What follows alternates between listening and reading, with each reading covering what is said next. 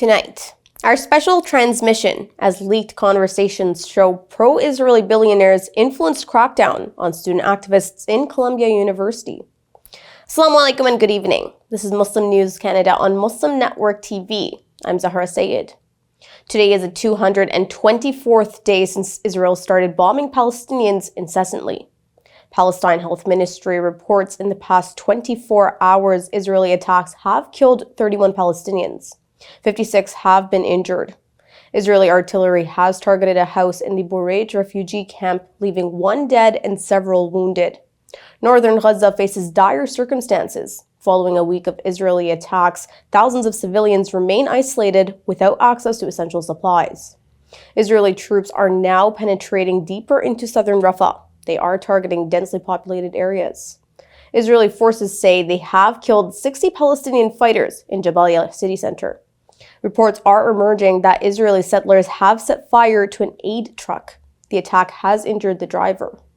Due to intense fighting, over 600,000 people have fled Rafah. Nearly 100,000 have left northern Gaza. At the World Court, Israel claims to be facilitating aid provision in the besieged enclave. However, the World Health Organization says there are huge challenges in delivering medical supplies to civilians.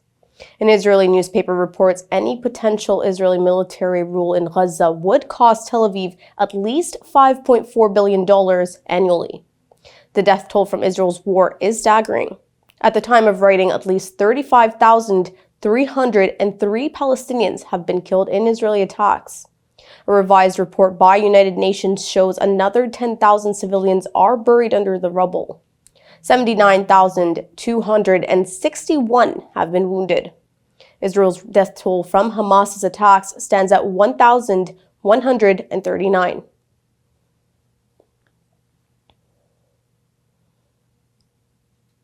The International Court of Justice has concluded a 2-day hearing on South Africa's petition against Israeli actions in Rafah. South African Representative Professor Von Low argued Israel's actions aim to destroy Gaza entirely. He stressed the need for protection for all Palestinians against potential genocide. Professor John Dugard warned of a worsening humanitarian crisis. Lawyer Adila Hassim detailed what she described as genocidal conduct in Gaza. She highlighted Israel's deliberate targeting of civilians and medical infrastructure. Israel's lawyer argued against withdrawal from Gaza. He cited concerns for prisoners and potential empowerment of Hamas. The World Court has demanded a written reply by tomorrow from Israel regarding humanitarian conditions in the designated evacuation zones. The rulings by the World Court are binding. However, enforcement relies on the compliance of respective countries. Egypt has bolstered its military presence along the Gaza border in northeastern Sinai. On the other hand, Israel has deployed armored personnel carriers and soldiers. The news comes as tensions between the two countries rise.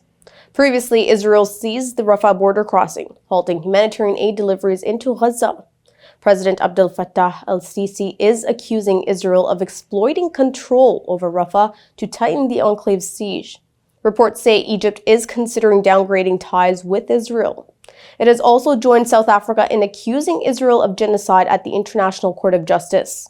Egypt has a 45-year peace treaty with Israel. Till now, the country has been cooperating closely with Israel on security matters.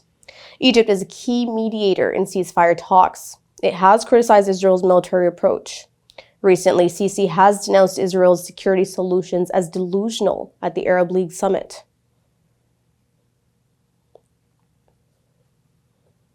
Hamas says it welcomes the Arab League summit's declaration of unwavering support for Palestinian liberation.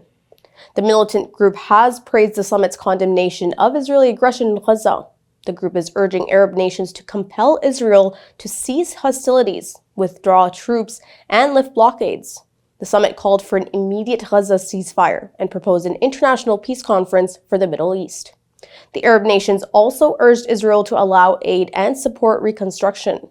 Despite UN resolutions for ceasefire, Israel continues its offensive in Gaza, causing mass displacement of Palestinians. A comprehensive study by esteemed academic institutions finds that Israel's actions in Gaza constitute as genocide against Palestinians. The report has been conducted by the University Network for Human Rights and several law schools, including Boston University and Cornell. The report meticulously analyzes Israel's conduct under the 1948 Genocide Convention. The report also highlights the dehumanizing statements by Israeli leaders and military conduct as evidence of genocidal intent. The institutions urge an immediate halt to Israel's actions. They are calling on other countries to reject these violations, prevent complicity, and intervene to protect Palestinians in Gaza. The report also highlights the destruction of civilian infrastructure, including homes, hospitals, schools, UN facilities, and cultural and religious heritage sites.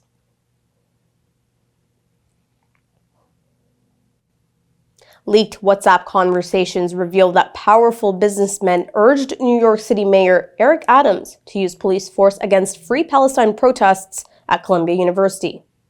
Businessmen Howard Schultz and Michael Dell donated to Adams' campaign and offered to fund private investigators to dissolve the demonstrations.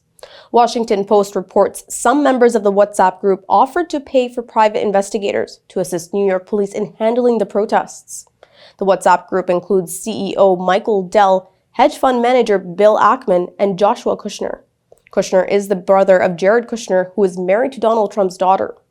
The members of the group held a video meeting with Adams on April 26th. Despite city authorities denying the use of private investigators, the heavy-handed police response on student activists has drawn criticism. Free Palestine activists, including many Jewish students, faced violence. Officials remained muted on police aggression.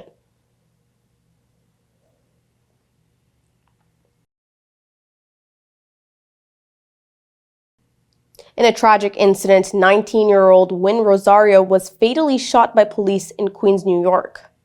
The incident occurred after Rosario called 911 for help regarding his mental health. When the police arrived, Rosario was in the midst of a mental crisis. He tried to sway kitchen scissors in front of the officers. Despite the pleas of Rosario's mother, he was shot multiple times. The shooting took place within 2 minutes of the officers' arrival and in front of Rosario's mother and younger brother. Rosario's parents are Bangladeshi immigrants. The incident has sparked outrage amongst rights groups. Critics argue the police response was excessive. They say it highlights a pattern of violence against individuals with mental illness. The New York Police Department is conducting an internal review. Rosario's family and advocacy groups are calling for significant changes in how mental health crises are handled. They are suggesting that trained mental health responders should be dispatched instead of armed officers.